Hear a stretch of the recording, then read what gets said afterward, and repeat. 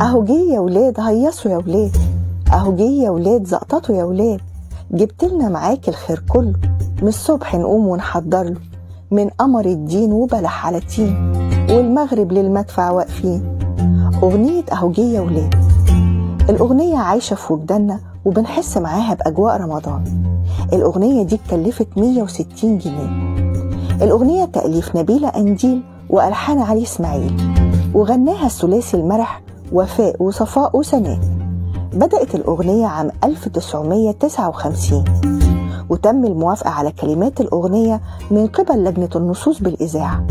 وقتها دفعت الإذاعة المصرية 140 جنيه لفرقة الثلاثي المرح، ولحنها علي إسماعيل مقابل 20 جنيه في ساعتين بس، يعني الأغنية اتكلفت أقل من 200 جنيه.